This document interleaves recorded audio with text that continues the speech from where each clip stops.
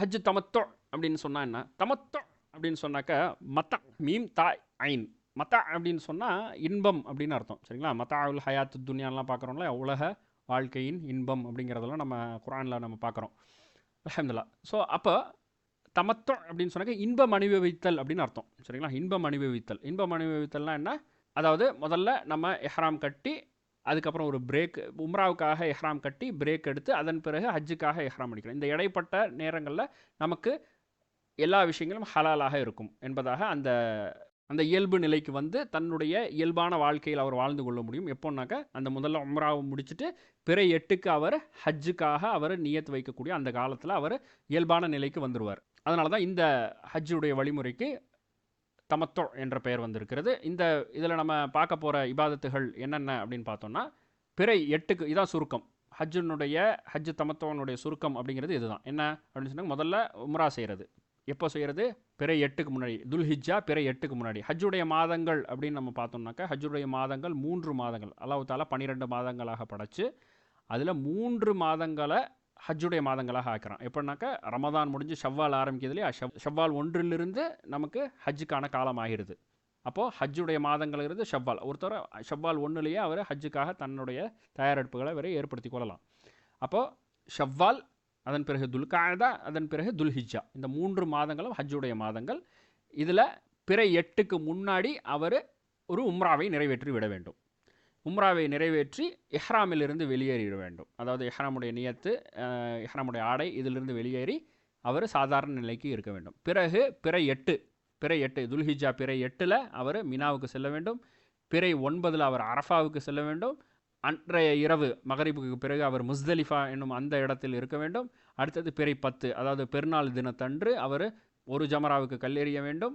அடுத்ததாக பலிப்பிராணி குர்பானி கொடுக்க வேண்டும். அதன் பிறகு ஹலக், அதாவது மொட்டையடிக்க வேண்டும். அதன் பிறகு தவாஃபும் சை, அதாவது காபாவை சுற்றி வர வேண்டும். சை என்ற அந்த சஃபா மர்வாக்கு இடையில் ஓட வேண்டும்.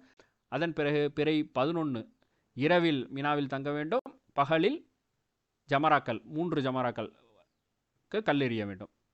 பிறை 12 மறுபடியும் இரவில் மினாவில் தங்கணும், ஜமராக்கு பகலில் கல்லெறியணும். அடுத்ததாக பிறை 13 ஒருத்தர் தங்கணும்னு விருப்பப்பட்டார்னா அன்ற இரவு மினாவில் தங்கணும், 13 பகலில் அவர் ஜமராக்கு கல்லெறியணும். கல்லெறிஞ்சிட்டு அதன் பிறகு தன்னுடைய இருப்பிடத்திற்கு அவர் ரூமுக்கு வந்துடலாம். அதன் பிறகு மக்காவிலிருந்து விடை பெறுவதற்கு முன்பதாக தவாஃபுல் வதா என்ற விடைபெறும் தவாஃபை அவர் செய்ய வேண்டும். இதுதான் தமத்து ஹஜ்ஜுனுடைய சுருக்கம். அப்போது 8க்கு முன்னாடி உம்ரா, 8ல் மினா, 9ல் அரஃபா, அன்றைய இரவு முஸ்தலிஃபா, பிறை 10 பெருநாள் தினத்தன்று ஒரு 4 இபாதத்துகள், பிறை 11, 12, 13 ஐயாமு தஷ்ரிக்குன்னு சொல்லக்கூடிய அந்த நாட்களில் அவர் மினால இரவில் தங்கணும், பகலில் கல்லெறியணும் அப்படிங்கிற அந்த விஷயங்கள். அதன் பிறகு மக்காவை விட்டு வெளியேறுவதற்கு முன்பதாக இறுதி தவாஃப், விடைபெறும் தவாஃப் அவர் செய்ய வேண்டும். ஸோ இதுதான் வந்து உம்ராவுன், இதுதான் வந்து ஹஜ்ஜு தமத்துவனுடைய சுருக்கம். அல்ஹம்துலில்லாஹ். இப்போ நம்ம ஒவ்வொன்றா நம்ம டீட்டெயில்டாக பார்ப்போம். முதலாவதாக உம்ரா, ஹஜ்ஜுக்காக உம்ரா செய்கிறது அப்படிங்கிறது பார்க்குறோம். அப்படி ஹஜ்ஜு தமத்துவில் ஒரு உம்ரா செய்கிறோம். மீதி இருக்கக்கூடிய 9 மாதங்கள்லேயும் நம்ம உம்ரா செய்கிறோம். ஹஜ்ஜு தமத்து அப்படிங்கிறதுக்காக பிறை 8க்கு முன்னாடி நம்ம ஒரு உம்ரா செய்கிறோம். அதனுடைய வழிமுறையும் சாதாரண நாட்களில், அதாவது இந்த ஹஜ்ஜுடைய காலங்கள் அல்லாத மீதி இருக்கக்கூடிய அந்த நாட்களில் செய்யக்கூடிய உம்ராவும் ஒன்று தான். சரிங்களா? ஒன்று தான். ஸோ அதனுடைய ப்ரொசீஜர் ரெண்டுமே ஒன்று தான். ஸோ அந்த உம்ரா அப்படின்னு சொன்னால், அந்த உம்ராவில் என்னென்ன விஷயங்கள் இருக்குது அப்படிங்கிறத இப்போ நீங்கள் ஸ்க்ரீனில் பார்க்குறீங்க. அதாவது உம்ரா அப்படிங்கிறதுல முதல்ல இஹ்ராம், அடுத்ததாக தவாஃப், அடுத்ததாக சை, அடுத்ததாக ஹலக், அதாவது தலைமுடியை மழித்தல் அல்லது சிரைத்தல். இப்போ 4 விஷயங்கள் தான். இங்கே இந்த எஹ்ராம் அப்படிங்கிறத 2ஆக போடப்பட்டிருக்கு. ஒன்று உம்ராவுக்கான எஹ்ராம் அப்படின்னும், இன்னொன்று உம்ராவுக்கான நியத் அப்படின்னும். ஏன் இப்படி 2ஆக பிரித்து சொல்லப்பட்டிருக்கு அப்படின்னு சொன்னால், இப்போ நம்ம எல்லோருக்கும் தெரியும் எஹ்ராம் அப்படிங்கிறத நம்ம எப்படி புரிஞ்சு வச்சுருக்கிறோம்னு சொன்னால், எஹ்ராமுடைய ஆடை, அந்த ஒயிட் ட்ரெஸ்ஸு, மேலே ஒரு ஆடையும் கீழே ஒரு ஆடையும் நம்ம கட்டிக்கிற அந்த ஒரு ஆடை தான் எஹ்ராமுடைய ட்ரெஸ்ஸு. அதை போட்டுறோடனே நமக்கு எஹ்ராம் ஸ்டார்ட் ஆயிடுச்சு, நம்ம எஹ்ராமுடைய நிலைக்கு வந்துட்டோம் அப்படிங்கிறது நினைக்கக்கூடாதுங்கிறதுக்காகத்தான் இதை தனியாக பிரித்து நியத் அப்படிங்கிறத தனியாக பிரித்து சொல்லப்பட்டிருக்கு. சரிங்களா? அதனால தான் இப்போ எஹ்ராமுங்கிறது ஒரு நிலை, ரெண்டுமே ஒன்று தான். அதாவது எஹ்ராம் அணிந்து நியத்து வைக்கிறது அப்படிங்கிறது ஒரு நிலை. அந்த நிலையில் இருந்தாருன்னு சொன்னால் அவர் எஹ்ராமுக்குள்ளே இருக்கிறாரு அப்படின்னு அர்த்தம். அடுத்ததாக அவர் தவாஃப் செய்யணும், அதாவது காபாவை சுற்றி வரணும். அடுத்ததாக சை செய்யணும். சை அப்படிங்கிறது சஃபாவுக்கும் மர்வாவுக்கும் இடையில் ஓடுறது. அதன் பிறகு அவர் முட்டையடித்து கொண்டால் அல்லது சீராக தலையில் அங்கே ஒன்று இங்கே ஒன்று இல்லாமல் சீராக அவர் தலையை முடிய சிரைத்து கொண்டால் அது அவர் உம்ராவை செய்தவராக ஆகுவார். இது ஜென்ரலாக இருக்கக்கூடியது. இது இந்த ஹஜ் தமத்து அப்படிங்கிறதுக்காக மட்டும் இருப்பதல்ல, சாதாரண நாட்கள் நம்ம உம்ரா செஞ்சாலும் அந்த நிறையிலும் இருக்கக்கூடியது தான் இந்த விஷயம். ஹைர், இப்போ முதலாவதாக நம்ம உம்ரா எவ்வாறு செய்வது அப்படிங்கிறத ஒரு ஸ்டெப்பாக நம்ம பார்ப்போம். இப்போ ஆரம்பமாக முதலாவதாக நம்ம செய்கிறது உம்ராக்கான எஹ்ராம். இப்போ உம்ராவுக்கான எஹ்ராம் நம்ம கட்டுறதுக்கு முன்னாடி, அந்த ட்ரெஸ்ஸை அணிவதற்கு முன்பதாக நம்ம சில விஷயங்கள் செய்து கொள்ள வேண்டும். என்னென்ன விஷயங்கள்? ஆரம்பமாக நம்மளுடைய இஹ்லாஸான எண்ணத்தை, அல்லாஹ்விற்காக இதை நான் செய்கிறேன் அப்படிங்கிற அந்த எண்ணத்தை நாம் வைத்துக்கொள்ள வேண்டும். அடுத்ததாக தக்வா, இறையச்சத்தை நாம் வர வைத்துக் கொள்ள வேண்டும். அடுத்ததாக நம்மளுடைய நியத்தை நாம் சரி செய்து கொள்ள வேண்டும். இந்த 3 விஷயங்களும் ஒன்றுக்கொன்று தொடர்புடையது. இந்த நியத்துங்கிறது உம்ராவுக்கான, அதாவது ஹஜ்ஜு ஹராம் அதுக்கான நியத்தல்ல, நம்மளுடைய சிந்தனை. அதாவது நம்ம அல்லாஹ்வுக்காக செய்கிறோம், இதை இறைவனுடைய பொருத்தத்தை பெறணுங்கிறதுக்காக நம்ம செய்கிறோம், பிறருடைய பாராட்டை எதிர்பார்க்கறதுக்காக நம்ம செய்யலை, நம்மளுடைய இறையச்சத்தைக்காக நம்ம செய்கிறோம், பெருமையை தேடித் கொள்வதற்காக செய்யலைங்கிற அந்த மாதிரியான விஷயங்கள், நம்மளுடைய உலக ஆதாயம் போன்ற எல்லா விஷயங்களும் கலைந்து எடுத்து அல்லாஹ்விற்காக மட்டுமே செய்யணுங்கிற அந்த நியத்தை நாம் சரி செய்து கொள்ள வேண்டும் முதலாவதாக. அடுத்ததாக நாம் செய்து கொள்ள வேண்டியது என்னென்ன அப்படின்னு சொன்னால், நகம் வெட்டுதல். நம்ம இயல்பில் நம்ம செய்யக்கூடிய ஒன்று. அதை இந்த இஹ்ராமுக்கு முன்னாடி நம்ம செஞ்சிடணும். அதாவது இஹ்ராமுடைய ஆடை அணிவதற்கு முன்பதாக நாம் இதை செய்து கொள்ள வேண்டும். அடுத்ததாக அங்கமுடிகள்னு சொல்லும் பொழுது அக்குள் முடிகள், அதே போல் மர்மஸ்தானத்தில் இருக்கக்கூடிய முடிகளை நாம் கலைந்து கொள்ள வேண்டும். முன்னதாகவே நாம் இதற்கு தயாராகி விட வேண்டும். உலக விஷயத்தை யோசித்து இந்த விஷயத்தை நாம் கோட்டை விட்டுறக்கூடாது. என்னென்ன விஷயங்களை செய்யணுங்கிறத நம்ம தயார் எடுத்துக்கணும். அடுத்ததாக குளிக்கிறது. இந்த இஹ்ராமுக்காக நாம் குளித்துக் கொள்வதுங்கிறது மிகவும் விரும்பத்தக்க ஒன்று. அதை நாம் செய்து கொள்ள வேண்டும், சுன்னத்தான ஒரு காரியம். அடுத்ததாக இஹ்ராமுக்கு முன்பு வாசனை திரவம் பூசிக்கொள்ள வேண்டும். ஸோ இதெல்லாம் நாம் செய்வதற்கு அனுமதி உண்டு. வாசனை திரவம் பூசிக்கொள்ளுதல் அப்படின்னு சொல்லும் பொழுது பெரும்பாலும் வாசனை திரவம் பூசுறத பாவமாக நம்ம கருதக்கூடாது. அதாவது என்னென்னா, இது அல்லாஹ்வுடைய தூதர் ஸல்லல்லாஹு அலைஹி வஸல்லம் அவர்கள் செய்த வழிமுறை. என்னென்னா, இஹ்ராமுக்கு முன்பதாக அல்லாஹ்வுடைய தூதர் ஸல்லல்லாஹு அலைஹி வஸல்லம் பூசியிருக்கிறாங்க. அதே போல் அந்த பூசிய நிலையில் அந்த இபாதத்தில் ஈடுபடும் போது வேர்த்து வடிஞ்சு இருக்கிறது. அந்த வேர்த்து வடிந்ததை அல்லாஹ்வுடைய தூதர் அதாவது ஆயிஷா ரதியல்லாஹு அவங்களுக்கு வேர்த்த அந்த விஷயங்கள்லாம் அந்த முகத்தில் படிஞ்சிருக்கு. அந்த படிந்ததெல்லாம் பற்றி அல்லாஹ்வுடைய தூதர் ஸல்லல்லாஹு அலைஹி வஸல்லம் எந்த ஒரு ஆட்சேபனையும் தெரிவிக்கவில்லை அப்படிங்கிற விஷயங்கள்லாம் நம்ம ஹதீஸில் பார்க்குறோம். அப்போ நம்ம ஒரு தயக்கத்தை நம்ம வச்சுக்கக்கூடாது. அதாவது இன்றைக்கு பெரும்பாலும் எப்படி இருக்குது அப்படின்னு சொன்னால், இதெல்லாம் இஹ்ராமுக்கு முன்னாடி, இஹ்ராம் கட்டினதுக்கப்புறம் இருக்கிற விஷயம் இல்லை. இஹ்ராமுக்கு முன்னாடி இப்படி ஒருத்தர் செய்யணும்னு விருப்பப்பட்டாரா செஞ்சு கொள்ளலாம். ஒருத்தரை பார்த்து நீங்கள் தவறு செய்கிறீங்கன்னு நம்ம விமர்சிக்க வேண்டிய அவசியம் இல்லை. காரணம் என்னென்னா, அவர் சுன்னால இருக்கக்கூடிய ஒரு விஷயத்தை தான் அவர் செய்கிறார். இஹ்ராம் அணிந்த பிறகு தான் சில விஷயங்கள் அவருக்கு தடுக்கப்படும். ஸோ இஹ்ராமுக்கு முன்னாடி இப்படி செய்து கொள்வது தடையில்லை. எனவே இதை நாம் செய்து கொள்ளலாம். அடுத்ததாக இஹ்ராம் உடைய நியத். இஹ்ராமுடைய நியத்தை நாம் வைக்க வேண்டும். அந்த இஹ்ராமுடைய நியத்தை எங்கே வைக்கிறது அப்படிங்கிறதும், அப்போது இஹ்ராமுடைய நிலையில் ஒருத்தர் நுழைந்து விட்டார் அப்படின்னு சொன்னால் அவருக்கு என்னென்ன விஷயங்கள்லாம் அமையும் அப்படிங்கிறத நம்ம பார்ப்போம். இப்போ இஹ்ராமுடைய ஆடை எப்படி இருக்கும்? நம்ம எல்லாருக்கும் தெரியும், மேலே ஒரு துண்டு கீழே ஒரு துண்டு இருக்கும் ஆண்களுக்கு. சரிங்களா? இந்த வெள்ளை நிறம் சிறந்தது. சரிங்களா? வெள்ளையில் தான் போடணும் இல்லை. ஆனால் இதில் பற்றி நம்ம பெருசாக பேச வேண்டிய தேவையில்லை. யாருமே வேணும்னே வேறு ஒரு கலரில் போட்டுட்டு வரப்போகிறதில்ல. எல்லாருமே வெள்ளையில் தான் இருப்போம். அதனால் அதை கடந்து போயிடலாம். அல்ஹம்துலில்லாஹ். பெண்களுக்கு அவர்களுடைய அன்றாட ஆடை, அவர்கள் சாதாரணமாக அணியக்கூடிய அந்த அபாயான்னு சொல்லக்கூடிய அந்த ஆடை, புர்கா, அந்த ஆடை அவர்களுக்கு ஆன ஆடையாக இருக்கும். அது அவர்களுடைய இயல்பான ஆடையை அவர்களுக்கு இஹ்ராமாக அமையும். ஆனால் அதே சமயத்தில் அந்த அபாயா அவங்க அணியக்கூடிய அந்த இது பிறருடைய கவனத்தை திசை திருப்பாத வகையிலும் தங்களுடைய அழகை வெளிப்படுத்தாத வகையிலும் அந்த அபாயா இருப்பது கவனம். ஏன்னா அந்த விஷயம் இருவருக்குமே ஃபித்னாவாயிடும். அதாவது அந்த பெண்ணுக்கும் ஃபித்னாவாயிடும், அந்த பெண்ணை பார்க்கக்கூடிய அந்த ஆணுக்கும் இன்ன பிறருக்கும் அது ஃபித்னாவாக அமைந்துவிடும். எனவே ஒரு பெண் இந்த விஷயத்தில் கவனமாக இருக்க வேண்டும். ஸோ முதல் விஷயம் அந்த ஆடை. அடுத்ததாக இஹ்ராமில் ஒருத்தவருக்கு தடுக்கப்பட்ட விஷயங்கள் என்ன அப்படின்னு சொன்னால், முதலாவதாக தைக்கப்பட்ட ஆடை. தைக்கப்பட்ட ஆடைன்னா என்ன?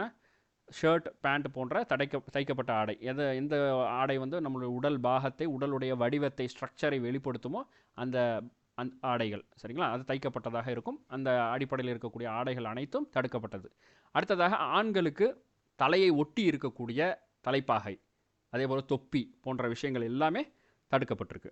பெண்களுக்கு தங்களுடைய கை உறைகள், ஹேண்ட் க்ளவுஸ், அதை போடக்கூடாது. அதே போல் நிகாப், முகத்தை மறைக்கக்கூடிய அந்த நிகாபை போடக்கூடாது. ஆனால் அதே சமயத்தில் பெண்கள் ஆண்கள் முன்னிலையில் தன்னுடைய முகத்தை வெளிப்படுத்தாத நிலையில் இருக்கக்கூடிய பெண்கள் அவங்க போட்டிருக்கக்கூடிய ஷாலையே கொண்டு தங்களுடைய முகத்தை அவர்கள் மூடிக்கொள்ளலாம், அதற்கு தடையில்லை.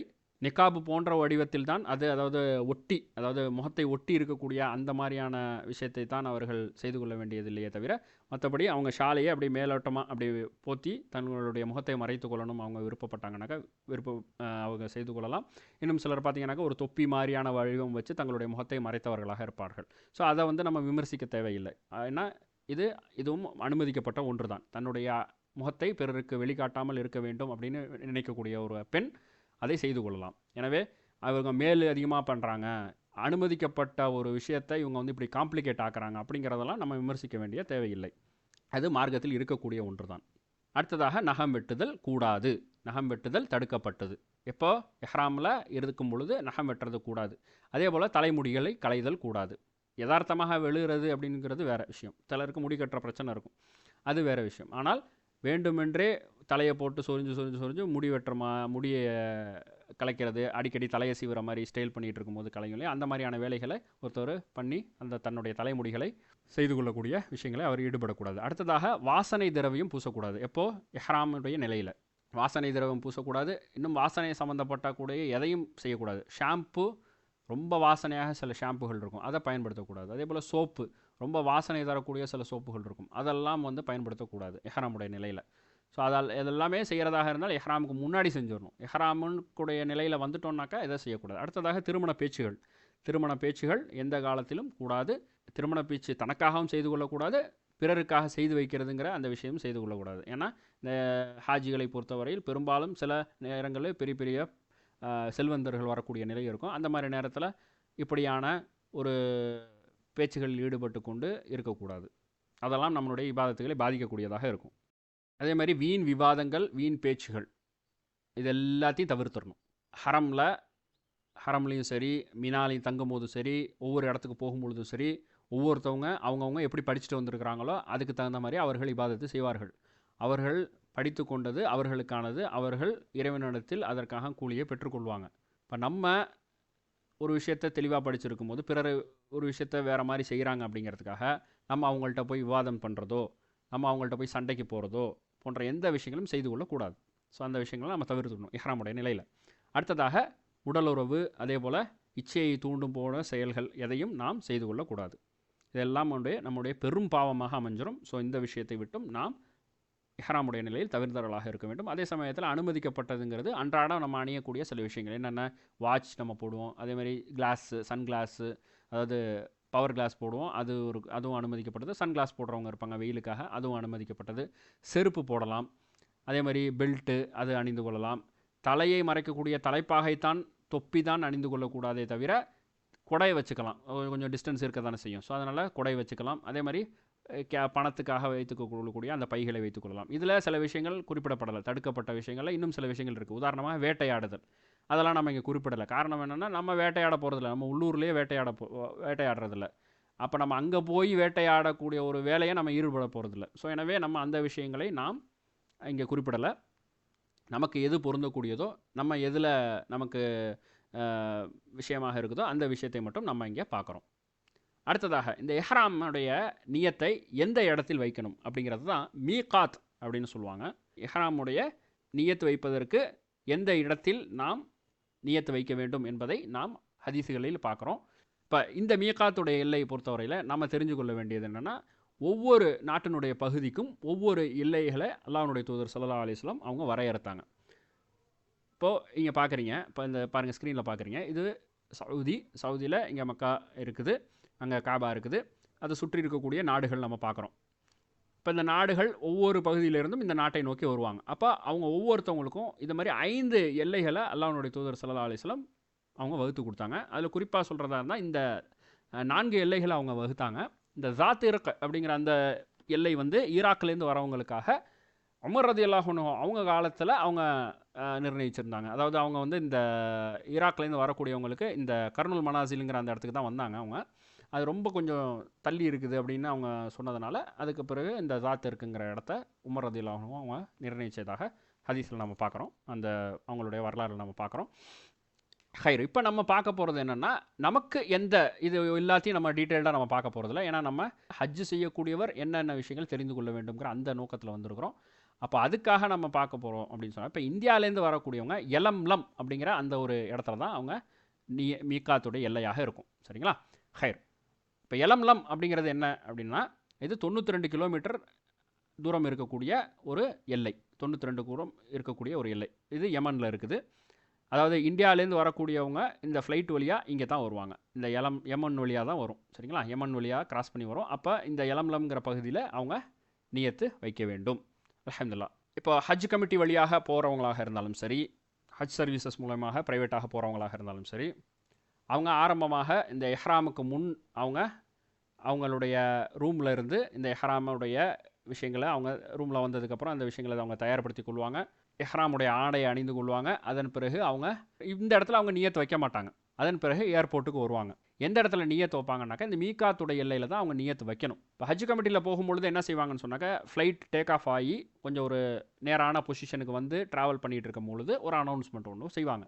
நியத்தை நீங்கள் வைங்க அப்படின்னு சொல்லி, நம்ம வந்து உம்ரா செய்ய போகிறோம், இப்போ உம்ராவுக்காக நியத்து வைங்க அப்படின்னு சொல்லி அங்கே அனௌன்ஸ்மெண்ட் கொடுத்து அந்த உம்ராவுக்கான நியத்தை சொல்லிக் கொடுக்கப்படும். ஏன் அப்படி சொல்கிறாங்கன்னா, முதல்ல இடத்துல இப்போவே நியத்து வச்சிடணும்னு நினைக்கிறவங்க அந்த நேரத்தில் நியத்து வைத்து கொள்ளலாம். இன்னும் கொஞ்சம் தூரம் ட்ராவல் ஆனதுக்கப்புறம் நடுவில் கொஞ்சம் நேரத்தில் இன்னொரு தடவை நியத்து வைப்பாங்க. அந்த இது முன்னாடி வைக்காதவங்க இந்த நேரத்தில் வச்சுக்கலாம். மூன்றாவதாக எப்போ வைப்பாங்கன்னு சொன்னாக்கா, இந்த யலம்லம் அப்படிங்கிற அந்த பகுதியை நெருங்குற அந்த நேரத்தில் வைப்பாங்க. எதுக்கு இப்படி விதவிதமாக இப்படி செய்கிறாங்கன்னு சொன்னாக்கா, முதல்ல செய்யாதவங்க அடுத்தது செஞ்சுக்கலாம். அடுத்தது செய்யாதவங்க அட்லீஸ்ட் இந்த யலம்லம்ங்கிற அந்த பகுதியில், அந்த எல்லையில், மீகாத்துங்கிற அந்த எல்லையில் தான் இந்த நியத்து வைக்கக்கூடியது கடமையாக இருக்குது. அப்போ அந்த யலம்லம் அப்படிங்கிற அந்த பகுதி வரும் பொழுது தான் அந்த நியத்தை வைப்பாங்க.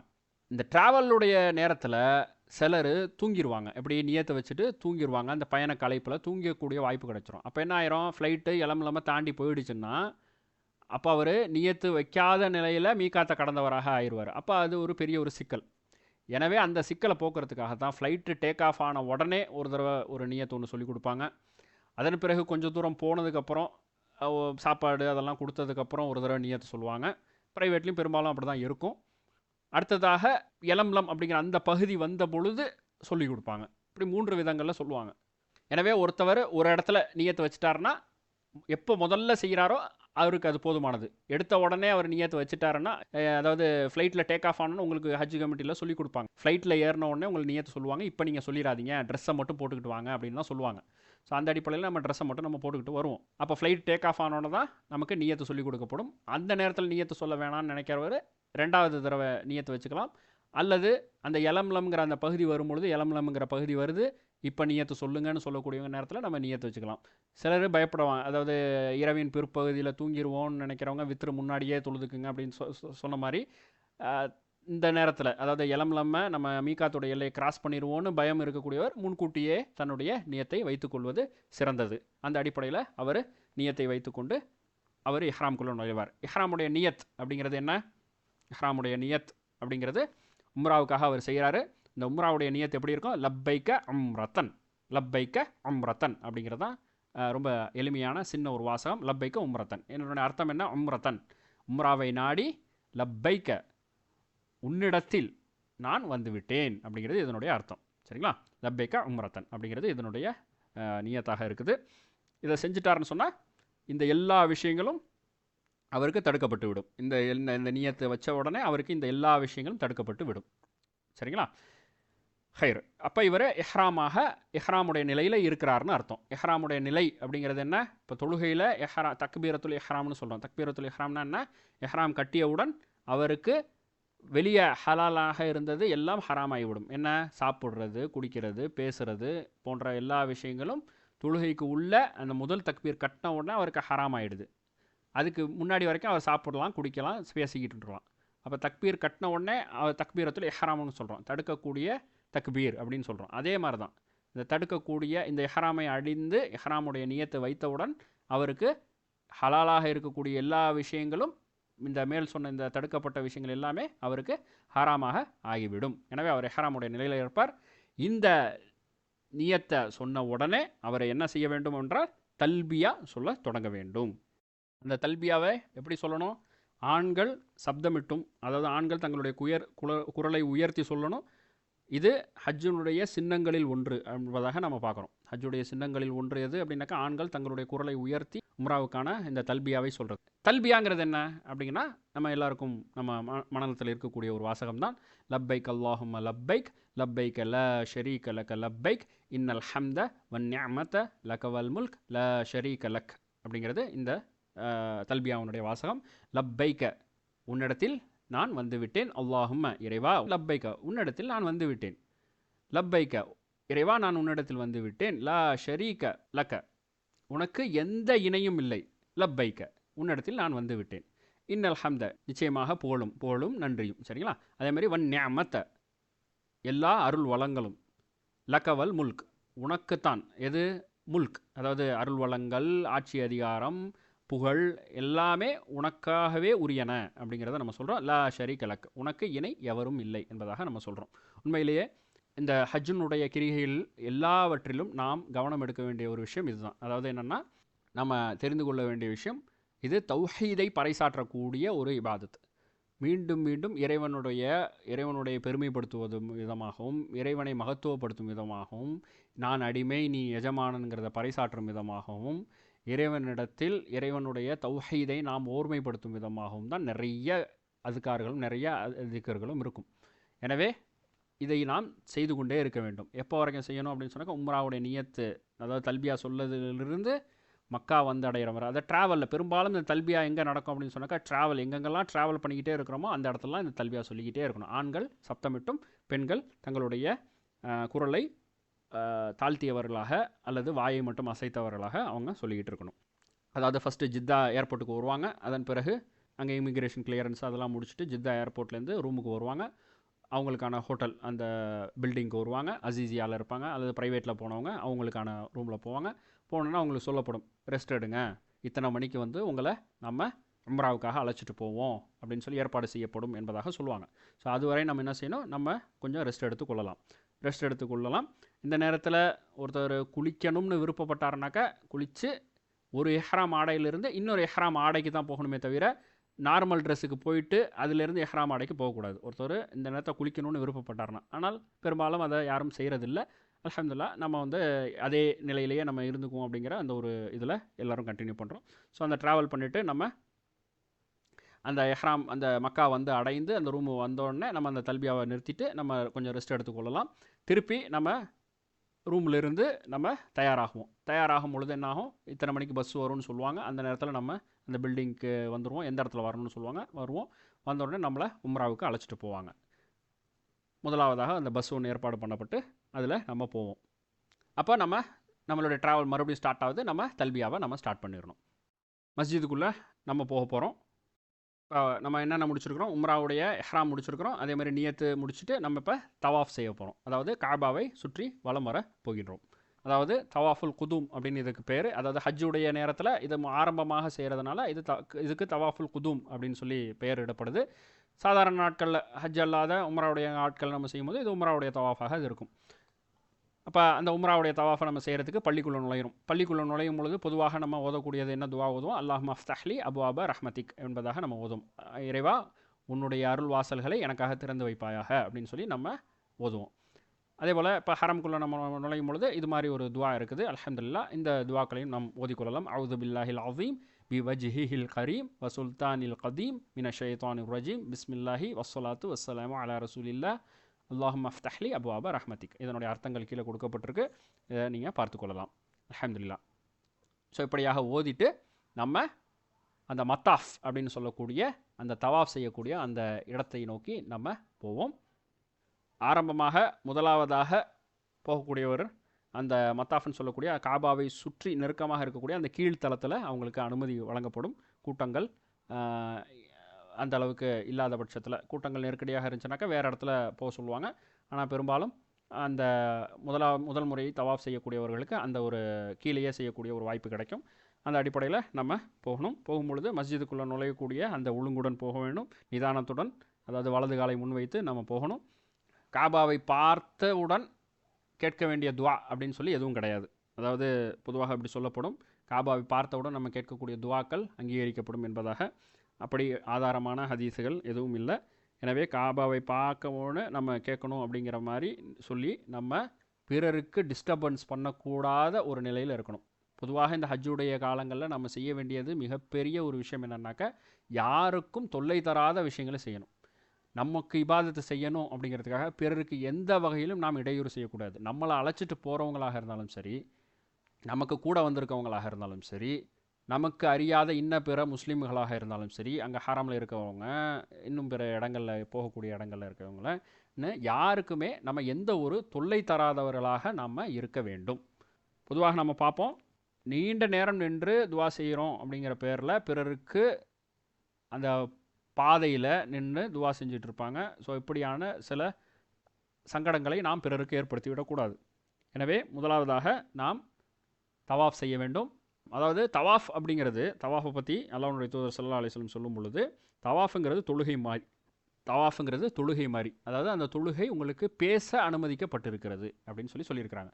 எனவே தொழுகை மாதிரி அப்படின்னு சொல்லும்போது தொழுகை சம்பந்தப்பட்ட விஷயங்கள், அதாவது என்ன, ஒது அவசியம். எனவே ஒது இல்லாமல் தவாஃப் செய்ய முடியாது. எனவே ஒது செய்து கொள்ள வேண்டும். ஒது முடிந்தால் போய் ஒது செஞ்சுட்டு திருப்பி தவாஃபை ஸ்டார்ட் பண்ணணும். அந்த தவாஃபை தொடங்குவதற்கு முன்பு ஆண்கள் இத்திபா அப்படிங்கிற அந்த நிலைக்கு போகணும். அந்த நிலை என்ன அப்படின்னா, தங்களுடைய வலது புஜத்தை, இப்போ ஸ்க்ரீனில் நீங்கள் பார்க்குற மாதிரி சாதாரண நிலையில் அவங்க இப்படி இருப்பாங்க, அதாவது ஃபுல்லாக கவர் பண்ணி இருக்கணும். முதல்ல செய்யக்கூடிய இந்த தவாஃபுக்கு மட்டும் என்ன செய்யணுன்னாக்கா, இந்த தங்களுடைய வலது புஜத்தை காட்டி இந்த ஸ்க்ரீனை இப்படி, இந்த துண்டை இப்படி எடுத்து இப்படி மேலே இப்படி போட்டுக்கணும். அப்போ இவங்க வலது புஜம் கை தெரியும். ஸோ இப்படியான நிலை இந்த தவாஃபுக்கு மட்டும் உரித்தானது. அப்போ அடுத்தது அவங்க தவாஃப் செய்யணும். 7 முறை சுற்றணும். அந்த 7 முறை சுற்றுறதுல முதல் 3 சுற்றிற்கு ரமல் செய்ய வேண்டும். ரமல் அப்படின்னு சொன்னால் கொஞ்சம் ஓட்டமும் நடையும் இருக்கிற மாதிரி ஒரு சின்ன ஒரு கொஞ்சம் ஓடக்கூடிய அந்த ஓட்டத்திற்குத்தான் ரமல் என்று சொல்லப்படும். இது தொழுகை மாதிரி அப்படின்னு சொல்லிட்டதுனால ஹைது இருக்கக்கூடிய பெண்கள், அதாவது மாதவிடாய் இருக்கக்கூடிய பெண்கள், பிரசவத்தீட்டு இருக்கக்கூடிய அந்த பெண்கள் தவாஃபை செய்யக்கூடாது. எனவே அவர்களுக்கு இதிலிருந்து விலக்கு அளிக்கப்பட்டிருக்கிறது. அடுத்ததாக இந்த நிலைக்கு மாறினத்திற்கு பிறகு நாம் செய்ய வேண்டியது தவாஃப்.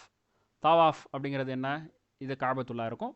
இந்த காபத்துல்லாவில் இந்த ஹஜ்ருல் அஸ்வத்ன்னு சொல்லக்கூடிய அந்த கருப்பு கல், அந்த இடத்தை நோக்கி நம்மளுடைய பயணத்தை நாம் ஸ்டார்ட் பண்ண வேணும். அந்த ஸ்டார்ட் பண்ணும் பொழுது ஸ்டார்ட் பண்ணி இப்படியாக சுற்றி வருவது ஒரு சுற்று.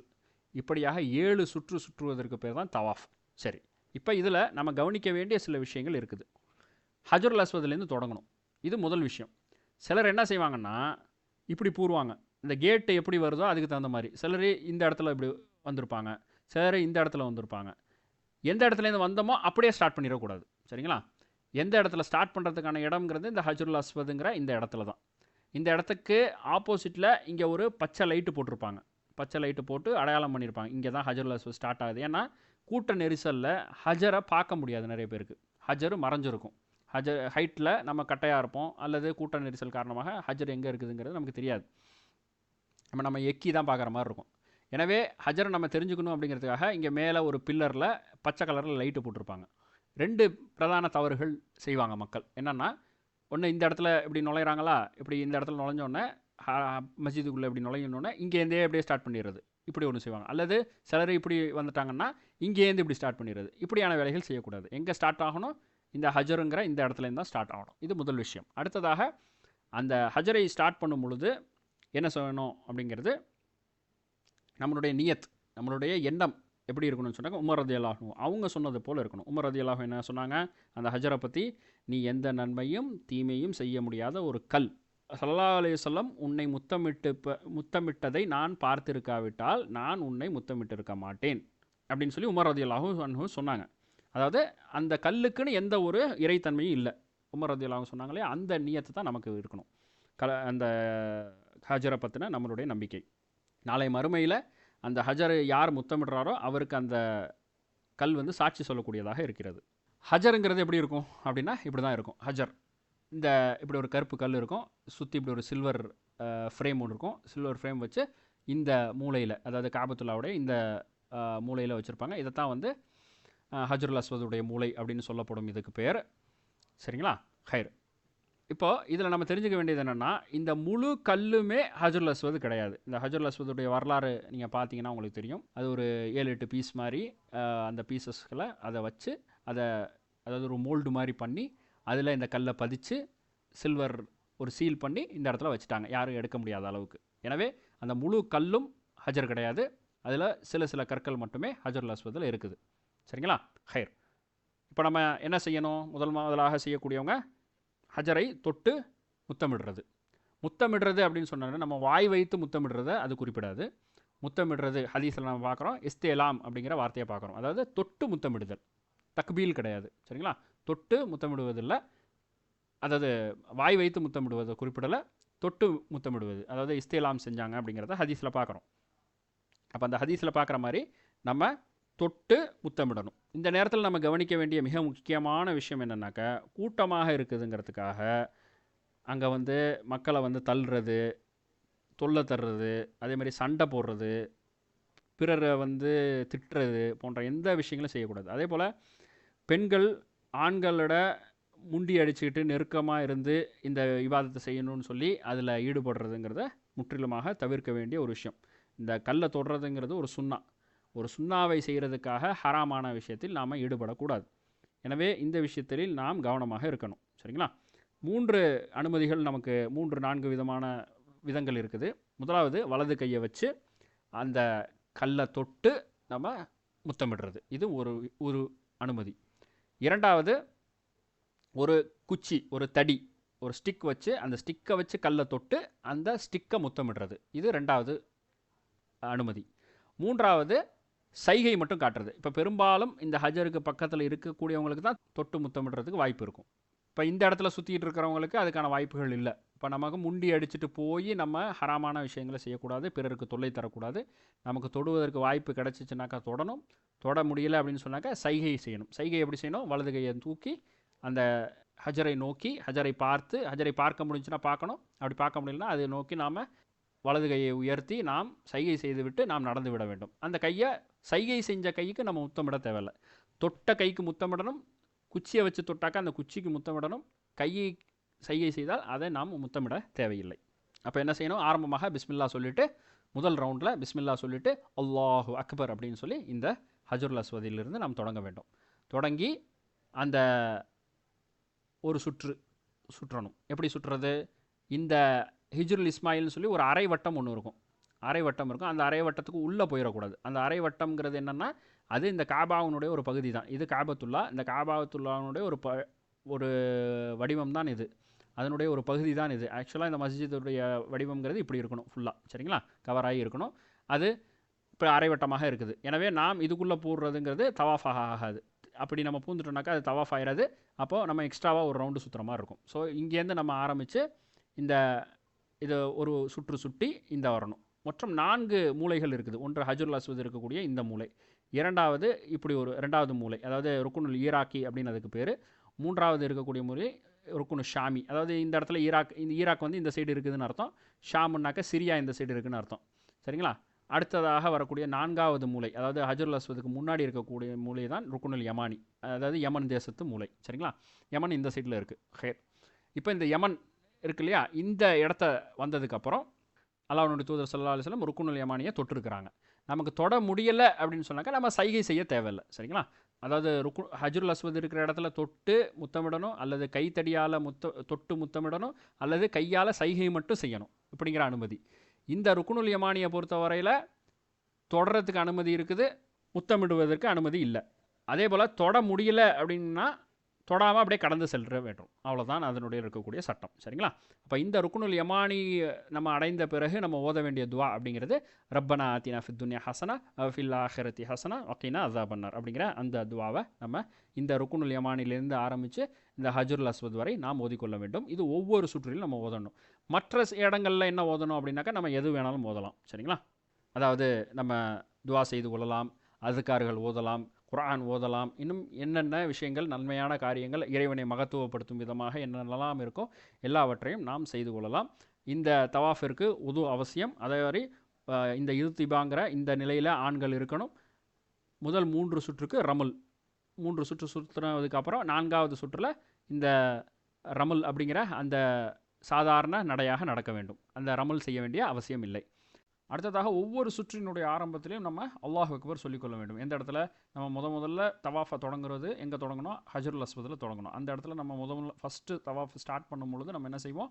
பிஸ்மில்லா அப்படின்னு சொல்லிவிட்டு அல்லாஹு அக்பர் என்று அந்த ஹஜருல் அஸ்வதை தொட்டு நம்ம முத்தமிட்டுட்டு நம்ம தவாஃபை தொடங்குவோம். அல்லது தடியை வைத்து அந்த ஹஜருல் அஸ்வதை தொட்டு விட்டு அந்த தடியை முத்தமிட்டு விட்டு அல்லாஹ் அக்பர் சொல்லுவோம். அல்லது நம்ம கையை மட்டும் வலது கையை உயர்த்தி சைகை செய்துவிட்டு நம்ம அல்லாஹ் அக்பர் சொல்லி நம்ம அந்த சுற்றை தொடங்குற அந்த நேரம் முதல் சுற்றுக்காக நம்ம போகிறோம். இப்போ இரண்டாவது சுற்றுக்கு திரும்ப அந்த ஹஜருல் அஸ்வத் வரும் பொழுது நம்ம மீண்டும் அதே போல் செய்யணும். அதாவது ஒவ்வொரு முறையும் நம்ம ஹஜருல் அஸ்வதை கடக்கும் பொழுது நம்ம வலது கையால் ஹஜருல் அஸ்வதை தொட்டு நம்ம முத்தமிடணும். அல்லது தடியை கொண்டு ஹஜருல் அஸ்வதை தொட்டு அந்த தடியை முத்தமிடணும். அல்லது வலது கையால் சைகை மட்டும் செய்துவிட்டு நம்ம முத்தமிடாமல் அந்த சுற்றை நம்ம தொடங்கணும். அந்த ஒவ்வொரு முறையும் நம்ம அல்லாஹ் அக்பர் சொல்லிக்கொள்ள வேண்டும். அப்போ 7 முறையும் நம்ம அல்லாஹ் அக்பர் சொல்லுவோம். ஆரம்பமாக நம்ம பிஸ்மில்லா ஒன்று சொல்லிக்கொள்ள வேண்டும். இந்த 7 சுற்றி முடிச்சிட்டாருன்னு சொன்னால் அவர் தவாஃப் செய்து விட்டார் அப்படின்னு அர்த்தம். சரிங்களா? ஸோ அப்போ உம்ராவுக்கு 4 விஷயங்கள். முதலாவதாக உம்ராவினுடைய எஹ்ராம் ஆடை அணிந்து நியத்தை வைத்து கொள்ளுதல். இரண்டாவதாக இந்த தவாஃப் செய்தல். முடித்துட்டு அந்த காபத்துல்லாவுக்கு பக்கத்தில் மக்காமு இப்ராஹிம் அப்படின்னு சொல்லி இப்ராஹிம் அலைஹிஸ்ஸலாம் அவர்கள் தொழுத அந்த இடம் அங்கே அடையாளப்படுத்தப்பட்டிருக்கும். இந்த இடத்தை தொட்டு முத்தமிடுவது, இந்த இடத்தை கட்டி பிடித்து கொள்வது, இதெல்லாம் செய்யக்கூடாத காரியங்கள். அதே போல் இந்த காபத்துல்லாவில் மற்ற இடங்களில் தொட்டு முத்தமிடுறது, நம்ம கொண்டு போகிற தண்ணி, இன்னும் சில நேரத்தில் பார்த்தீங்கன்னா சிலர் பெப்சிலாம் கொண்டு போயிருப்பாங்க. அந்த பெப்சியெல்லாம் போட்டு அந்த காபத்துல்லாவுடைய துணியில் போட்டு தேய்ன்னு தேய்ப்பாங்க பரக்கத்து அப்படிங்கிற பேரில். சிலர் கத்திரிக்கோல் எடுத்துகிட்டு போய் துணியெல்லாம் வெட்டிட்டு வருவாங்க. ஸோ இப்படியான விஷயங்கள்லாம் இருக்கும், பரக்கத்தான துணி அப்படின்ட்டு. இந்த மாதிரியான எந்த வேலைகளும் செய்யக்கூடாது. அதே போல் இந்த முல்தசிம் அப்படிங்கிற இந்த இடம், அதாவது காபத்துல்லாவுக்கும் இந்த கதவுக்கும் இருக்கக்கூடிய அந்த இடத்த முல்தசிம்னு சொல்லுவாங்க. அந்த இடத்துக்கும் சிறப்பு இருக்கிறது அப்படின்னு சொல்லி அந்த இடத்திலும் போட்டு மக்கள் இல்லாத இபாதத்துகளை செய்து கொண்டு இருப்பார்கள். ஸோ இப்படியான எந்த வழிகாட்டுதலையும் அல்லாஹுவோ அல்லாஹனுடைய தூதரோ ஸல்லல்லாஹு அலைஹி வஸல்லம் அவர்கள் சொல்லிக் கொடுக்கவில்லை. எனவே நாம் இதை செய்து கொண்டு இருக்கக்கூடாது. நாம் செய்ய வேண்டியது இந்த முதல் 3 சுற்றுக்கு ரமல், அடுத்த 4 சுற்றுக்கு சாதாரண நடை. அதாவது ரமல்னு சொன்னால் கொஞ்சம் ஓட்டமாக இருக்க வேண்டும். அதுக்காக மற்றவங்களை தள்ளி விடக்கூடாது, பிறருக்கு தொலை தரக்கூடாது. சைகை செய்துட்டு நம்ம இந்த 7 சுற்றையும் சுற்றி மக்காமு இப்ராஹிம் அப்படிங்கிற இப்ராஹிம் அலைஹிஸ்ஸலாம் அவங்க தொழுத அந்த இடத்தில் நின்று நாம் தொழுது கொள்ள வேண்டும். அந்த இடத்தில் நாம் ஓத வேண்டிய வத்தஹிது மின் மக்காமி இப்ராஹிம முசல்லா அப்படின்னு சொல்லி அல்லாஹ்வுடைய தூதர் ஸல்லல்லாஹு அலைஹி வஸல்லம் ஓதிவிட்டு அந்த இடத்தில் தொழுதார்கள். எந்த இடத்தில் தொழுதார்கள்? இந்த மக்காமு இப்ராஹிம்ங்கிற அந்த இடத்துல தொழுதாங்க. இப்போ நம்ம இந்த இடத்துல தவாஃப் செஞ்சுக்கிட்டு இருப்பாங்க. அப்போ தவாஃப் செய்யும் பொழுது அந்த இடத்துல தொழுவதற்கு நம்ம போய் தொழுதோம்னா எல்லாருக்கும் டிஸ்டர்பன்ஸ் ஆகும். இப்போ இந்த இடத்துல நம்ம பிறருக்கு தொல்லை கொடுக்காமல் இதுக்குன்னு ஒரு இடம் இந்த சைடு வச்சுருப்பாங்க தொழுதுக்கொள்றதுக்குன்னு, அந்த இடத்துல தொழுதுக்கணும். நம்ம வழிப்போக்கர்கள் போகக்கூடிய இடத்துல நம்ம நின்று தொழுதுட்டு பிறருக்கு தொல்லை தரோம் அப்படின்னு சொன்னால் அது நிச்சயமாக நம்மளுடைய இபாதத்துகளை பாதிக்கும். அந்த இடத்துல போலீஸ்காரங்க இருப்பாங்க, அவங்க நம்மளை தள்ளி விடுவாங்க, போக சொல்லுவாங்க, நம்ம தொழுதுகிட்டு இருப்போம் பாதியிலே எழுப்பி விடுவாங்க.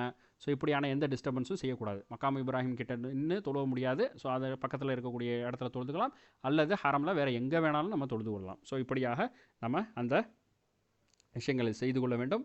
அதில் 2 ரக்காத்துகள் தொழ வேண்டும். சூரா ஃபாத்திஹா, அப்புறம் சூரத்துல் காஃபிரூன். 2வது ரக்காயத்தில் சூரத்துல் ஃபாத்திஹா, அதே மாதிரி சூரத்துல் இஹ்லாஸ் அதை ஓதிக்கொள்ள வேண்டும் என்பதாக அந்த 2 ரக்காத்துகளை ஓதி நாம் இந்த தொழுகையை முடித்துவிட்டு ஜம்சம் நீர் அறிந்து கொள்ளாங்க. ஸல்லல்லாஹு அலைஹி வஸல்லம் ஜம்சம் நீர் அருந்தினாங்க.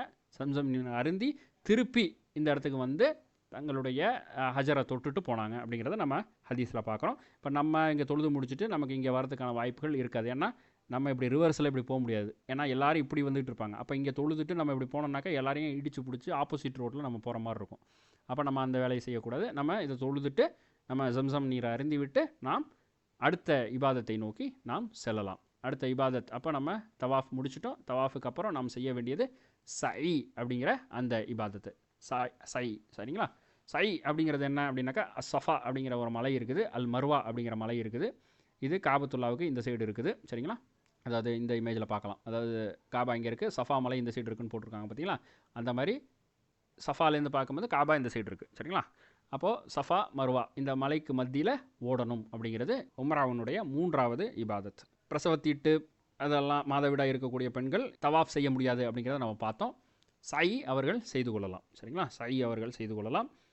ஏன்னா இந்த சைங்கிறது மஸ்ஜிதுக்கு உள்ள பகுதி கிடையாது, அதாவது மஸ்ஜிதுக்கு வெளியே இருக்குது. இன்றைக்கி கன்ஸ்ட்ரக்ஷனில் அது மஸ்ஜிதுக்குள்ளே வந்துட்ட மாதிரி தெரியும், ஆனால் அசலில் அது மஸ்ஜிதினுடைய ஒரு பகுதி கிடையாது. எனவே இது இந்த இடத்துல அவங்க சை செய்து கொள்ளலாம். சரிங்களா? அப்போது தூதர் ஸல்லல்லாஹு அலைஹி வஸல்லம் என்ன செஞ்சாங்க? இங்கே அதாவது காபத்துல்லா தவாஃப் செஞ்சு முடிச்சுட்டு தொழுது முடிச்சுட்டு ஜம்சம் குடிச்சிட்டு அவங்க அங்கேருந்து இங்கே சஃபாவை நோக்கி வந்தாங்க. சஃபாவை நோக்கி வரும் பொழுது அவர்கள் என்ன செஞ்சாங்க அப்படிங்கிறத, சஃபாவை நோக்கி நகர்ந்த பிறகு அல்லாஹ்வுடைய தூதர் ஸல்லல்லாஹு அலைஹி வஸல்லம் நெருங்கும் பொழுது இன்ன சஃபா வல் மர்வத்த மின் ஷஆயிரில்லா என்பதாக ஓதுனாங்க. அதாவது என்ன, சூரத்துல் பக்கராவுடைய வசனம், நிச்சயமாக சஃபாவும் மர்வாவும் அல்லாஹ்வினுடைய அடையாள சின்னங்களில் உள்ளதாகும் என்பதாக ஓதுனாங்க. சரிங்களா? அப்படி ஓதிட்டு அதன் பிறகு சஃபாவை அடைந்த பிறகு அவங்க அப்தவு பிமா பதா அல்லாஹு பிஹி என்று சொன்னாங்க. அதாவது என்ன, நான் தொடங்குகின்றேன். எதை கொண்டு தொடங்குகின்றேன் என்றால், அல்லாஹ் எதை கொண்டு தொடங்க சொன்னானோ அதை கொண்டு தொடங்குகின்றேன். அதாவது அல்லாஹ் தாலா சஃபாவை கொண்டு தொடங்க சொன்னால் அதனால் நான் தொடங்குறேன் அப்படிங்கிறதாக சொல்கிறாங்க. இன்னொரு ஹதீஸில் வருது அப்தவு பிமா பதா அல்லாஹு பிஹி, அதாவது நீங்கள் அல்லாஹ் எதை கொண்டு தொடங்க சொன்னானோ அதை கொண்டு தொடங்குங்கள் என்பதாக ஒரு ஏவல் வாக்கியம் மாதிரி வந்திருக்கு. எப்போ இருந்தாலும் நம்ம அதை ஓதிட்டு அப்தவு பிமா பதா அல்லாஹு பிஹி என்று ஓதிவிட்டு நாம் அந்த சஃபாவை கொண்டு நாம் தொடங்குகிறோம். சஃபாவிலும் மர்வாவிலும் ஒவ்வொரு முறையும் செய்ய வேண்டிய காரியங்கள் என்னங்கிறத பார்க்கணும். ஃபஸ்ட்டு ஆரம்பமாக இப்போ நமக்கு இதில் எது பாசிபிள், ஸல்லல்லாஹு அலைஹி வஸல்லம் சஃபாவை நெருங்கினாங்க, சஃபாவை அடைந்தாங்க, அடைந்த பிறகு இதை ஓதுனாங்க. இப்போ சஃபாவை அடைந்தாங்கன்னா சஃபா மேலே ஏறி நின்று அவங்க ஓதுனாங்க. இப்போ சஃபா மேலே நமக்கு ஏற முடியுமா அப்படின்னாக்க ஏற முடியாது. ஏன், சஃபாவும் சரி மர்வாவும் சரி ரெண்டுமே கண்ணாடி கிளாஸை கொண்டு மூடப்பட்டிருக்கு. அப்போ நம்ம சஃபா கிட்ட தான் நம்ம நிற்க முடியுமே தவிர சஃபா மேலே நம்ம ஏற முடியாது. ஸோ சஃபா கிட்ட நின்று அல்லது மர்வா, அந்த மல்வா கிட்ட போனோம்னா மர்வா கிட்ட நின்று, சரிங்களா, சஃபா கிட்ட நின்று நம்ம காபத்துல்லாவை பார்க்க வேண்டும். இப்போ காபத்துல்லாவை பார்க்க வேண்டும் அப்படின்னு சொல்லும் பொழுது காபாவை சில நேரத்தில் பார்க்க முடியும், சில நேரத்தில் பார்க்க முடியாது. காரணம் என்ன, அங்கே ஏதோ ஒரு காரணத்திற்காக அல்லது கன்ஸ்ட்ரக்ஷன் அது மாதிரி என்ன விஷயங்கள் நடக்குது இல்லையா, அந்த காரணத்திற்காக அங்கே ஸ்க்ரீன் போடப்பட்டிருக்கும், திரை போடப்பட்டிருக்கும். அப்போ காபாவை நம்ம பார்க்க முடியாது. அப்போ நம்ம என்ன செய்ய முடியும், நமக்கு அந்த இடத்துல கிடைக்கக்கூடிய வாய்ப்புங்கிறது, அல்லது நம்ம ஃபஸ்ட் ஃப்ளோர் கிரவுண்ட் ஃப்ளோரில் இருந்தோம்னாக்கா ஒரு மாதிரி வியூ நமக்கு கிடைக்கும்.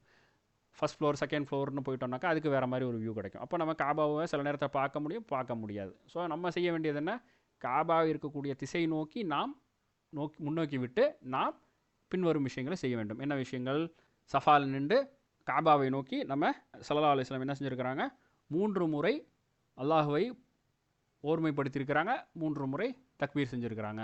லா இலாஹ இல்லல்லாஹ், லா இலாஹ இல்லல்லாஹ், லா இலாஹ இல்லல்லாஹ் என்று சொல்லிவிட்டு, அதே போல் அல்லாஹ் அக்பர் அல்லாஹ் அக்பர் அல்லாஹ் அக்பர் சொல்லிவிட்டு அதன் பிறகு பின்வரும் 2 திக்ருகளை அல்லாஹ்வுடைய தூதர் ஸல்லல்லாஹு அலைஹி வஸல்லம் ஓதியிருக்கிறாங்க. என்ன, லா இலாஹ இல்லல்லாஹு வஹ்தஹு லா ஷரீக லஹு லஹுல் முல்க் வ லஹுல் ஹம்த் வ ஹுவ அலா குல்லி ஷைஇன் கதீர் என்று ஓதிட்டாங்க.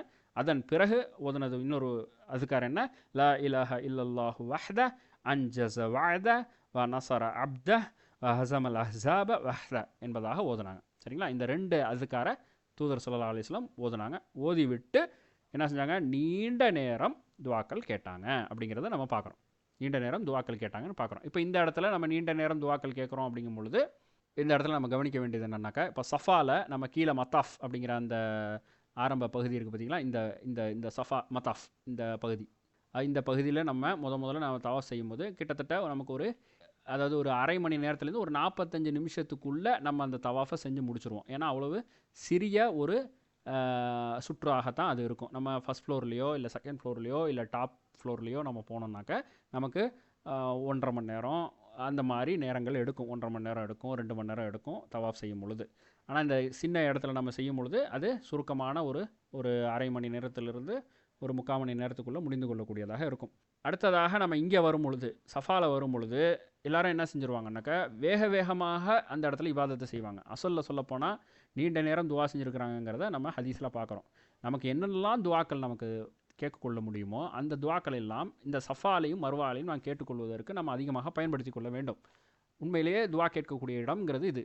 அப்போ தூதர் ஸல்லல்லாஹு அலைஹி வஸல்லம் நமக்கு இப்படி ஒரு அழகிய வழிமுறை செஞ்சுருக்கிறாங்க. அப்போது நமக்கு கிட்டத்தட்ட நம்ம பார்த்தோம்னு சொன்னால் 3 முறை இப்போ பார்ப்போம் நம்ம இன்ஷா அல்லாஹ். அதாவது இப்போ துவா கேட்டிருக்காங்க, அதன் பிறகு மறுபடியும் என்ன செஞ்சாங்கன்னா, இந்த மறுபடியும் 2வது தடவை இந்த திக்ரை ஓதுறாங்க. லா இலாஹ இல்லல்லாஹு வஹ்தஹு லா ஷரீக லஹு லஹுல் முல்க் வ லஹுல் ஹம்த் வ ஹுவ அலா குல்லி ஷைஇன் கதீர்.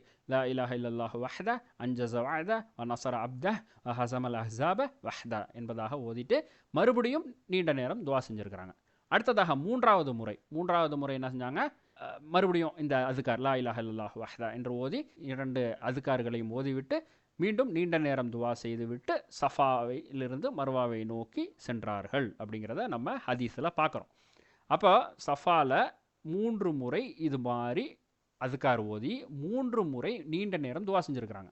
அப்போ கிட்டத்தட்ட பார்த்தோன்னு சொன்னால் இப்போ நம்ம 7 சுற்றுகள் சுற்ற போகிறோம் சஃபாவில், அதே மாதிரி மர்வாவில். இப்போ ஏன்னா இப்போ பார்க்குறோம் நம்ம மர்வாலையும் இதே போல் செய்தார்கள் அப்படிங்கிறத நம்ம ஹதீஸில் பார்க்குறோம். சஃபாவில் என்ன செஞ்சாங்களோ அதே போல் மர்வாலையும் செஞ்சாங்க. அப்போ மர்வாவில் போய் நின்று, அதாவது சஃபாவில் என்ன செஞ்சாங்க, லா இலாஹ இல்லல்லாஹ் 3 தடவை சொன்னாங்க, அல்லாஹ் அக்பர் 3 தடவை சொன்னாங்க. அதே போல் இந்த 2 திக்ருகளை முதல்ல சொல்லிவிட்டு துவா கேட்டாங்க, திருப்பி இந்த 2 திக்ருகளை 2வது தடவை சொல்லிவிட்டு துவா கேட்டாங்க, திருப்பி மறுபடியும் இந்த 2 திக்ருகளை சொல்லிவிட்டு 3வது முறை துவா கேட்டுட்டு திருப்பி மர்வாலேருந்து சஃபாக்கு வராங்க. அப்போ கிட்டத்தட்ட பார்த்தீங்கன்னாக்கா 7 முறை சுற்றணும். 7 முறை. சஃபாலேருந்து மர்வா 1, திருப்பி மர்வாலேருந்து சஃபா 2, திருப்பி சஃபாலேருந்து மர்வா 3, திருப்பி மர்வாலேருந்து சஃபா 4, 5, 6, 7 என்பதாக 7 முறை சுற்றுறாங்க. 7 முறை சுற்றுறாங்கன்னு சொன்னாங்க. 7 ஒவ்வொரு தடவையும் 3 நேரங்களில் துவா கேட்டாங்க. கிட்டத்தட்ட ஒரு 21 நேரங்களில் நீண்ட நேரம் துவா கேட்டிருக்காங்க. உண்மையிலேயே அதிகமாக நேரம் எடுத்துக்கொள்ள வேண்டும் நம்மளுடைய திக்கர்களுக்காக. நமக்கு யாரெல்லாம் துவா செய்ய சொல்லியிருக்காங்களோ, நமக்காக என்னென்ன துவாக்கெல்லாம் இருக்குதோ, அப்படி எல்லா இடங்கள்லையும் இந்த சஃபா மர்வாவில் இருக்கக்கூடிய இந்த சையில் நம்ம பயன்படுத்தி நாம் துவா கேட்டுக்கொள்ள வேண்டும். நிறைய பேர் செய்கிற பிழை என்னென்னா, தவாஃபுக்கு அதிகமான நேரங்கள் எடுத்து பொறுமையாக இருந்து அந்த இடத்துல நேரத்தை செலவழித்து செஞ்சுட்டு இந்த சஃபா மர்வாவை வேக வேகமாக செய்கிறது.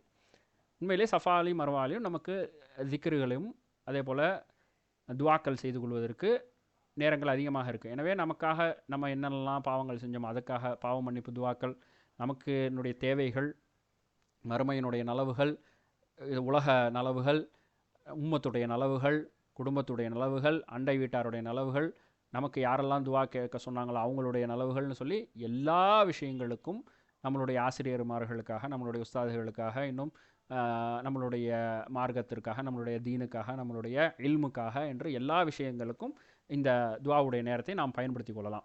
அப்போ நம்ம பிரித்து கேட்டுக்கலாம். ஒரே நேரத்தில் எல்லா துவாவும் கேட்க முடியாது. இப்போ கொஞ்சம் நேரம் அது அடுத்த செக்மெண்ட்டில் வேறு, அடுத்த பகுதியில் வேறு என்பதாக நம்ம இந்த சையுடைய நேரத்தை நாம் பயன்படுத்தி கொள்வதற்கு மிக முக்கியமான ஒரு இடமாக இருக்கும். சை அப்படிங்கிறது 2 இடத்துல தான் வரும். உம்ராவுடைய நேரத்தில் ஒரு சை செய்கிறோம், அதே மாதிரி ஹஜ்ஜுடைய நேரத்தில் ஒரு சை செய்கிறோம். இந்த 2 இடத்துல தான் நம்ம சை செய்ய போகிறோம்.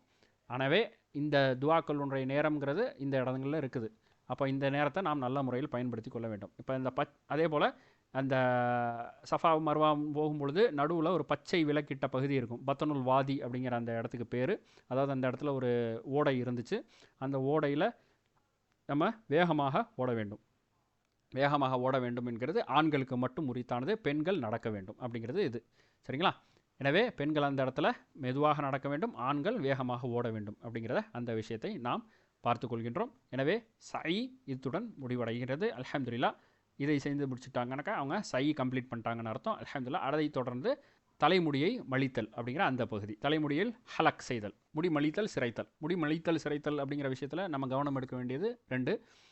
முதலாவது, ஆண்களுடைய முடி மலித்தல் அப்படிங்கிறது முழுமையாக முடியை மொட்டையடித்துக் கொள்ளுதல். சரிங்களா? முழுமையாக மொட்டையடித்துக் கொள்ளுதல். அல்லது சீராக அங்கே கொஞ்சம் இங்கே கொஞ்சம் கொஞ்சம் கட் பண்ணிக்கிறது. முன்னாடி கொஞ்சம், பின்னாடி கொஞ்சம், சைடில் கொஞ்சம், அப்படி கட் பண்ணுறது கிடையாது. சீராக நார்மலாக நம்ம முடி வெட்ட போனோம்னாக்கா என்ன செய்வோமோ, தலைமுடி ஃபுல்லாக நம்ம கரைச்சிக்குவோமோ அந்த மாதிரி கரைத்து கொள்ளுதல். அதுதான் முடி மலித்தல் அல்லது சிரைத்தலினுடைய நன்மை. இதுக்கு அல்லாஹ்வுடைய தூதர் ஸல்லல்லாஹு அலைஹி வஸல்லம் முடியை முழுமையாக மலித்து கொள்வதற்காக அல்லாஹ் தஆலா அவர்களுடைய பாவங்களை மன்னிப்பாயாக என்று பிரார்த்திச்சிருக்காங்க. ஸோ அப்போ குறைச்சி கொள்கிறவங்களுக்கும் அப்படின்னு சொல்லி அவங்களுக்கும் இந்த நன்மையை வழங்குங்கன்னு சொல்லி கேட்கும் பொழுது அவங்களுக்கும், அதாவது 3 முறை மலித்து கொள்பவர்கள், முழுமையாக மலித்து கொள்பவர்களுக்கு துவா கேட்டாங்க. அடுத்ததாக குறைத்து கொள்பவர்களுக்கும் செய்யுங்க அப்படின்னு சொல்லும்போது இறுதியாக முக்கஸ்ஸிரின், அதாவது முஹல்லிகீன் அப்படின்னு 3 தடவை செஞ்சாங்க, முக்கஸ்ஸிரின்னு சொல்லி 1 தடவை செஞ்சாங்க. சரிங்களா? ஸோ இதை வச்சு என்னென்னா, அப்போ அது போனால் போதுன்னு ஏதோ துவா செஞ்சாங்கன்னு அப்படின்னு அர்த்தம் எடுக்கக்கூடாது. அதாவது மலித்து கொள்பவர்களுக்கும் நன்மை இருக்கிறது, குறைத்து கொள்பவர்களுக்கும் நன்மை இருக்கிறது. ஆனால் மலித்து கொள்வது அதில் சிறந்தது அப்படிங்கிற அந்த விஷயத்தை பார்த்துக்கணும். ஏதோ சும்மா போனால் போதுன்னு கேட்டாங்க அப்படிங்கிற மாதிரி சிலர் சொல்லுவாங்க. அப்படி கிடையாது. ஸோ போனால் போதுன்னு கேட்குற வளமை அல்லாஹ்வுடைய தூதர் ஸல்லல்லாஹு அலைஹி வஸல்லம் அவங்களுடைய வழிமுறை கிடையாது. அவங்க செய்யக்கூடிய எல்லா துவாக்களும் நம்மளுடைய நலவுக்காக இருக்கும். எனவே நான் அந்த விஷயத்தை கவனம் எடுத்துக்கொள்ள வேண்டும். அடுத்ததாக பெண்களுடைய விஷயங்களை பொறுத்து, பெண்கள் மொட்டை அடிப்பது கூடாது. அவர்கள் தங்களுடைய முடியினுடைய ஒரு விரல் 1 இன்ச் அளவுக்கு, ஒரு சின்ன நுனி அளவிற்கான ஒரு அளவை அவர்கள் கத்தரித்து கொள்ள வேண்டும். அது மட்டுமே அவர்களுக்கு போதுமானது. இதை செய்து முடித்து விட்டால் ஒருவர் உம்ராவை முடித்தவராக ஆகிறார். அப்போ என்ன செய்கிறாரு? 4 விஷயங்கள். இஹ்ராம், ட்ரெஸ்ஸு போட்டுக்கிறாங்க. அந்த ட்ரெஸ்ஸு போட்ட நிலையில் அவருக்கு அதுக்கு முன்னாடி செய்ய வேண்டிய சில விஷயங்கள் இருந்துச்சு. ட்ரெஸ்ஸு போட்டு அதுக்கப்புறம் அவர் தடுத்து கொள்ள வேண்டிய விஷயங்கள் இருந்துச்சு. உம்ரா செய்யக்கூடிய நியத்தை வச்சுக்கிட்டாரு. அப்போ அவருக்கு எல்லா விஷயங்களும் தடையாகிறது. அதன் பிறகு அவர் தவாஃபில் ஈடுபடுகிறார். அதன் பிறகு அவர் சைங்கிற அந்த சஃபா மர்வாக்கு மத்தியில் ஓடுறார். அதன் பிறகு அவர் முடியை எடுத்துக்கொண்டால் அவருக்கு இந்த தவாஃப், அதாவது உம்ரா அப்படிங்கிறது முடிவடைகிறது. இந்த உம்ராவில் நம்ம கவனிக்க வேண்டிய விஷயங்கள் என்ன அப்படின்னாக்கா, உம்ராவில் நம்ம ஏதாவது பிழைகள் விட்டோம்னாக்கா அதுக்கு என்னென்ன பரிகாரங்கள் நம்ம பார்க்கணும். ஏன்னா இந்த பிழைகள்லாம் நம்ம செய்யாமல் இருந்துடணும், சரிங்களா? இந்த பிழைகள் பக்கமே நம்ம போகக்கூடாது, ஏன்னா அது வீணான விஷயங்களாக ஆகிவிடும். உம்ராவுடைய முதல்ல இஹ்ராம், அடுத்ததாக தவாஃப், சை, இதை மூணுத்தையும் ஒருத்தர் செய்யாமல் விட்டார்னா அவருக்கு கூடாது. எனவே அவர் பரிகாரம் செய்ய வேண்டும். அதே போல் மீண்டும் அந்த உம்ராவை செய்யணும். மீண்டும் அந்த உம்ராவை மீகாத் எல்லைக்கு போய் மறுபடியும் இஹ்ராம் கட்டி நியத்து வச்சு திருப்பி வந்து தவாஃப், சை, முடியெடுக்கிறதுங்கிற எல்லா விஷயத்தையும் அவர் செஞ்சால் தான் அந்த தவாஃப், அந்த உம்ரா அவருக்கு கூடும்.